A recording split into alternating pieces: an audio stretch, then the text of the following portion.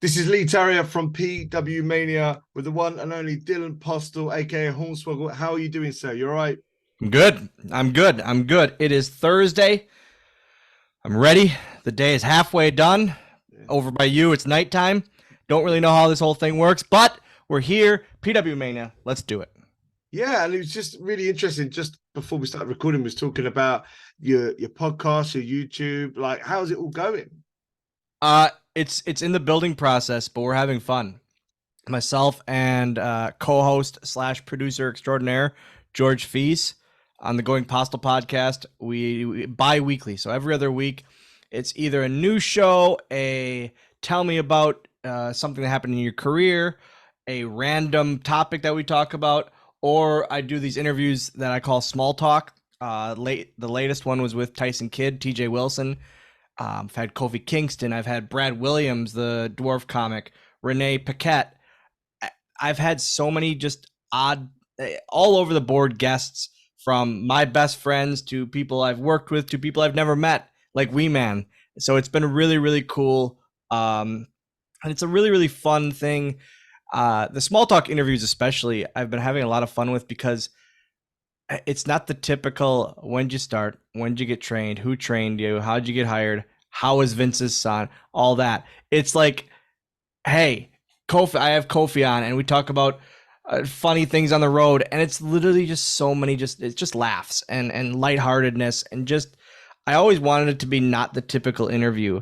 So for me to host these kind of things with my friends and with people I look up to is always such a good time. And then on the YouTube channel, we air all the podcasts for the free video version. We do the small talk and video version, and then unboxings with my son, where he literally explains to me why different grips and things happen with figures and toys. And then my video diaries. I will not use the term vlog. I'm 37 years old. I'm a grown ass man. I will not use the term vlog. But video diaries of my travels all over still every weekend to various independent shows and everything else. I documented my back surgery last year, and it's like the highest watched video on the channel. It's crazy, but it's just like kind of my thoughts going into surgery, in hospital stuff, and then post. And it was a hard one to record, but I'm glad I did. So yeah, in a nutshell, youtube.com/Dylan Postel, Going Postal, wherever you find your favorite podcasts, check it out. We'll hit it on it later as well. Yeah, I mean, it's really interesting, and how important is it now then for people in the business to be on social, to document what they do, to kind of be in character and out of character, and give a bit of an insight into their lives? Do you think it's very important for them to gain traction? It's a blessing and a curse. If you read too much into the comments or read the comments at all, if you know me for more than 5 minutes, you know I don't look at comments. I don't log into any of that because I'm not very good at electronics and technology, so I couldn't find it if you asked me to. Right. And B, it's just negativity 9 times out of 10. But that's okay. Everyone, I'm fully okay with that. That's the world we live in. But I'm doing it. Ethan Page is what I call the master of the video diary. And he started doing it so his kids could realize, hey, this is why dad's been gone. And it really was kind of hard hitting for me, and something I should have done, frankly, years ago. But I'm late to the game, but I'm having fun doing it. And it's one of those things where, yeah, when I get older and times are done, whenever that happens, I can go, hey, Landon, this is what I did. Or he can show his friends, hey, this is what my dad does. I always say, like, he'll have the easiest, like, book reports from my book, or just like career day at school of just, hey, okay, this is what my dad does on YouTube. So it's a cool thing that he never would use because he doesn't view me as that. He views me as dad. But I do the video diaries kind of just give people a look at I'm not just the guy that bites people on the ass. Yeah, and that's it, and that's the important thing, isn't it? Really, because you have the moments you had in WWE and Impact Wrestling. You've even been in AEW. All these different moments and the different ways you've expressed your character and stuff like that. It's really interesting to see that, and for social to be so important. I guess even in the infancy of Twitter, when you were in WWE, was there a lot of talk backstage and the negativity? Did it get to a lot of the talent, or was it something that you tried to stay away from? You got to realize that with the negativity, they're still watching. Yeah. No matter what, they're still watching. So who cares? They're going to watch next week. They're going to watch the week after. If they have the comments, they're still watching. And that's what matters most. Yeah, that's true. And I guess then when it comes to, I remember Zack Ryder doing his own thing and having the internet championship and seeing how that was picked up. How did the company look at how people were using social at that time? Obviously, Zack being a standout one, but I would say like Matt Hardy was always the one like ahead of the game on socials. First one on Twitter, first one really doing like YouTube stuff. Like it was crazy. He was so ahead of the curve. And then Cardona, he really did it with his online show, and he was the kind of the starter of the YouTube movement for sure. Yeah, and so did the office like that, or because it seemed like they gave Cardona a bit of a push, but then it kind of seemed to stifle out a little bit when he's such a talent, I guess. I don't know if that had anything to do with it, the YouTube stuff. I'm not privy to say either way. He had quite the success in WWE, that's for sure. Yeah, 100%. And I guess then when it comes to Vince McMahon, you spent a lot of time with him on camera, and as you say, that's something you've probably talked extensively about. No worries. Was there a real good interaction off camera with him, or was it quite? I always say, I talk about it in my book, Life is Short and So Am I. I wish I would have like asked him more questions, like between takes of or waiting for us to go live for a backstage thing and be like, hey, so what really happened with Nails? Or like, hey, give me the scoop on the Sheik and Hacksaw thing. Like just random things that he 100% would have talked about because he's just open. Like but hey, how was set up for WrestleMania 9? Like just stuff like that I probably no one cares about but me. Yeah. Like it's just stuff like that I wish I would have randomly talked to him about. But I was, again, it's Vince McMahon. It's the most powerful man in wrestling, especially at that time. I was watching my P's and Q's quite a bit. Yeah, because I just guess us as fans, we always wonder. Sometimes, we listen to the podcasts and interviews and stuff, and you hear that he's very approachable. You can go to his office with ideas, and then other times you hear that he can be very closed. And so it's always been quite mysterious about how he actually is and how people work with him. And obviously, he was always approachable. Completely with me, he was always approachable. Always had the office was always open for me to pop in and ask something. I feel that when people say unapproachable or standoffish or the negative stuff, it was because he didn't automatically go with their idea. And 9 times out of 10, their idea was to be world champion. And so, like, come on. Yeah, I guess that's the truth. I guess not everybody can get pushed to the top, and that's where I guess some of the, well, I wouldn't call it hate, but yeah, some of the resentment will come in. But I guess you worked in so many different angles. What was your favorite program? Probably Vince's Son for sure.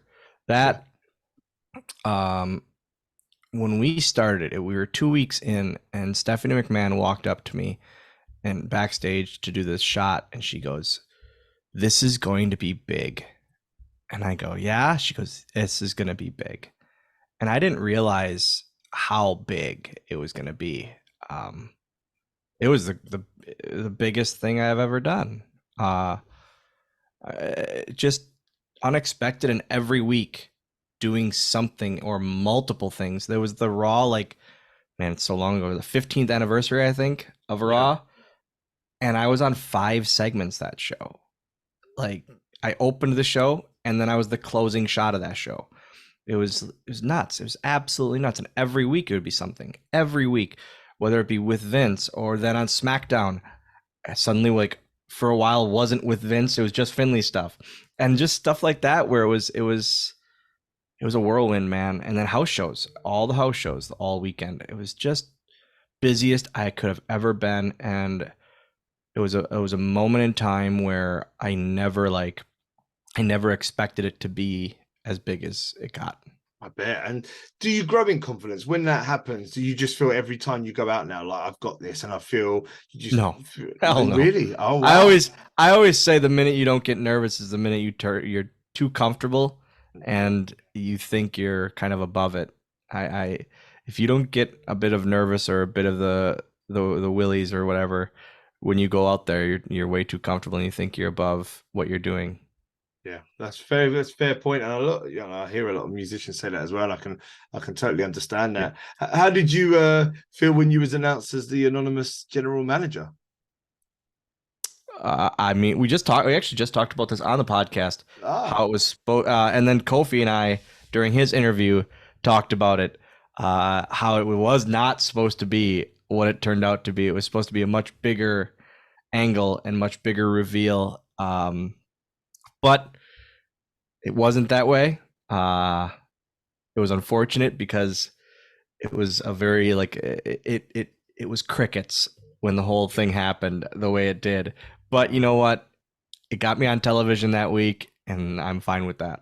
yeah, that's fair enough. And I guess that you've mentioned on your podcast you've had some really good guests on there from not just wrestling but the world of entertainment. But in terms of wrestling and wherever you've been, who have been some of the best names you've worked with?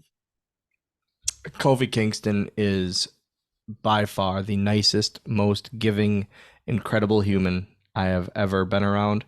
Uh, if anyone has ever said a bad word about him, which I've never heard, it's definitely on them. Yeah, right. It's but he was my riding partner for so many years and years and years. Him and I, and then Hawkins, Brian Myers. I will never call him that. I just can't. Hawkins joined up for a bit. We were all two and a half men, the three of us, and it was just every weekend on the road, on the road, on the road. And it's those two guys I really, really hold as best friends to this day, because just they've always been there for me and I've always been there for them. We've always just had a relationship where, man, I interviewed Kofi. At that point, we haven't like seen each other or had actual conversation in probably over a year. And it was literally I hit the record button immediately when we got on the Zoom, because we were already making jokes and laughing, and I didn't want to miss any of it. And it was 15 seconds into connecting the call. So he's one of the good guys. I'm so happy with everything that he's done in WWE and accomplished, and just the stuff he does is incredible. Yeah, that's a nice thing. I've never heard, as you say, when we've spoken to different wrestlers, never heard a bad thing about him. But I guess when your time was coming up towards the end of your run in WWE, did you feel it was coming to an end, or did it Oh take yeah. you by surprise? Yeah, it was. I mean, I knew it was coming. I just didn't know when. I was off the road for probably a year and a half. I knew it was coming. I knew any moment. But knowing, I talk about it in the book, knowing it's coming and it actually happening are two very different things, obviously. And I had a young son at the time, single dad. So it's a very world changing and life changing thing to happen. Going from your dream job, making great money, to what now? And it's a big reality check and a big kind of, I say it, like everything kind of paused, and I had to take a deep breath and go, all right, what now? So it was but yeah, I definitely knew it was coming at some point. I mean, why did you when I know got it was hired, coming? Yeah, when I got hired, they told me this is going to be a 6-month gig. right. And it was somehow 2 weeks under 10 years. that I Wow. made it work. Yeah. It was Either yeah. I'm decent at my job or I stayed under the radar really well. I'd say you was very, very good at your job. Yeah, I would say. I mean, to be in 5 segments on such a big show, and just again, reinvention was key. I mean, the 3-man band stuff, great, really fun. It an audience was drawn in and Yeah. enjoyed It what you was that doing. led to easily the best match of my life in the WLC match. Oh, I will never do anything greater than that ever in how my much life. how much input did you have into that match? We showed up to the arena at 10 a.m. that day. We all showed up that day at 10 a.m. and we had 7 minds working on this match, and that's the one of the probably the 5 matches I've ever watched back in my career, and it's. But then we did it backwards. I always think about it. We did it backwards because then we did Mask versus Hair. Yeah. Or after that, and that match is like so overlooked, but I like that one just as much as WLC because we killed it on that one. And I just saw a picture the other day of that I forgot I did a moonsault in that match and a flip to the outside. I was like, oh, okay. I completely forgot I did that because WLC is so talked about, which it should be. It was supposed to be this ha joke. Hey, let's fill some time on the pre-show, and it was. But also, like 30 seconds in, we have the crowd in New Jersey, who is one of the toughest crowds in the country, on their feet, and man, it was one of those moments where I get to the backstage and I don't want to change out of my gear because it was just fun. Was everyone watching backstage? Was they all over it? Yeah, it was. I've never got a standing ovation in Gorilla like I did that day. Oh, that's fantastic. Because how is it normally when you come back through Gorilla? Do you get immediate pointers on how it's been, or is it just so much going on that if you get called over to the boss, it's usually because you messed something up. If you approach him and he says good job, great. But if you get called over to him, it's like the principal's office. Right. But yeah, it's like any job. If I go to Subway and don't make the sandwich how my boss wants or how it was ordered, I'm gonna get slapped on the wrist for it. Yeah, that's if true. I don't do my job as how it's envisioned, I shouldn't be like happy about it. No, I guess when you're out in the ring with him, do you know when it's going right and wrong, or would you get any sense that, oh my god, I think he's angry here, or is he's in act mode, and then when you go back, I don't. Like, I never worried about it until we got to the back, and then the reaction back there. Yeah, oh, fantastic. And most of the time, I'm sure it was really good. But you also went on to Impact. You did some work with Spud, which was great. How was it working with Spud? He's one of the top guys from our country. I love him. In the UK. I love him. He was a guy that we became buddies through social media, through Twitter, like just Twitter DMs and messages, and we became good buddies through that. He is such a smart, creative human that doesn't get nearly enough credit for the creativeness that he has. I was really bummed out because it was supposed to go, the match that we had, the street fight that we had, was supposed to be at either Bound for Glory, whatever big pay-per-view they had coming up. Right. And he had visa issues, so we had to do it over at the India shows. Yeah, and I remember it. And I wish we could have done it at the pay-per-view here. And we were both so bummed out. But we had so much fun in that whole thing. There's a funny thing with that. Like the second or third thing that we do together, he ends up jumping me.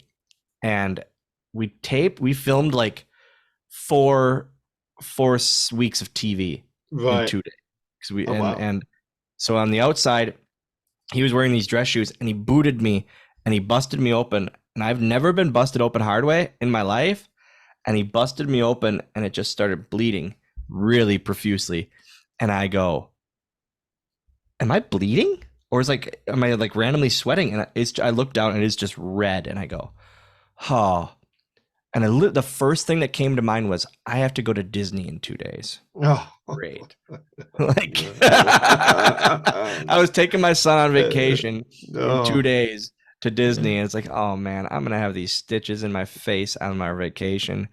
But then it was great. I absolutely loved working with him. He's so fun and so entertaining in everything he does. Yeah, he's incredible. And I guess the whole time at Impact, you was there for quite a time. Did you enjoy it there? Obviously quite different Yeah, to I did. WWE, So I but did that bit, and then I wasn't there for a while, and then I did like a random battle royal, and then I wasn't there, and then I did the stuff with Brian Myers and Tommy Dreamer, and the Ethan Page match where I call him by his real name during COVID, and just all of that, the AJ Swoggle stuff.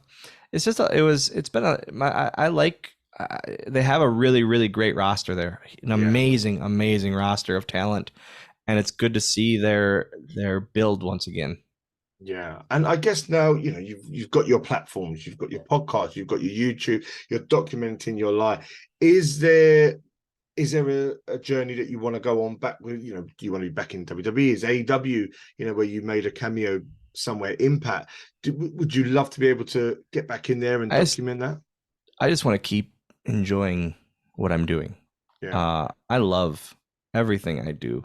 Literally, whether it's WWE spots and surprise things on there, or Impact spots, or AEW pop-ups, I'm having so much fun. Or then I go the next weekend to Horse Cave, Kentucky, and everything in between. I just have so much fun doing what I do. I run ACW Wisconsin, my home promotion. It's our 10-year anniversary in December, and that's just growing and growing. Our training school is getting bigger and bigger. It's just so much. I'm having a lot on my plate. Yeah, but it's enjoyable. It's all enjoyable. I'm realizing that if I take a weekend off to just do something with Landon, it's okay. Nice. And going to concerts, we went to Post Malone. My son loves Post Malone. I thought, man, I like Post Malone, but I've never been like a fanatic of him. Landon is a fanatic of him. I left a fanatic of his. Oh, wow. And it was so fun and just such a good time. And like seeing my 13-year-old now teenager just having the time of his life at a concert with his and being okay that dad's along. It's pretty cool. Like it's lovely. I'm doing more of that stuff. Oh man. I'm realizing post-surgery or now 2 surgeries the last 2 years, I'm realizing that, hey, it's okay to just sign your fake name here and there, to not always get in there. And even so, like, instead of that, go and do something on the weekend with your kid, because he's 13 and he's not going to be 13 much longer. And then he's not going to be just a teenager much longer. And I'm realizing that how important that is. And it took me, sadly, 13 years to realize that. Yeah. But it's really hit lately, and I love just being able to go, nope, I have this weekend off. Let's go do something. And that's awesome. Really nice. It's lovely to hear the pride you take in being a father. He's the best, man. And it's through the podcast, and through the video diaries, he has become a way bigger star already at 13 than I could ever dream of. Wow. People love him on the video diaries, and he's just loving every bit of it. I put out t-shirts for him that are on Pro Wrestling Tees. The cow chicken nugget t-shirt on Pro Wrestling Tees is all the money goes to him.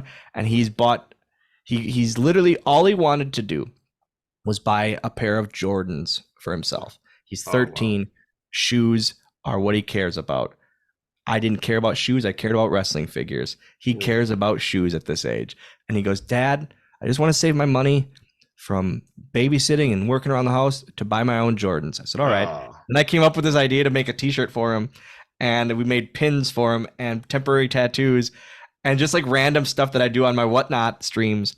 And all that he gets. And whenever he gets a sale, he goes, man, they bought a shirt. This is the best. This is just so cool. And so it's a fun thing, like, to see how just happy he is that, like, it's just different. It's a cool feeling for me Yeah, that man. I'm not putting him out there like to make a buck off him by any chance, but I'm No. making it's one of those things where I'm, hey, I if I have this platform, I'm gonna use it.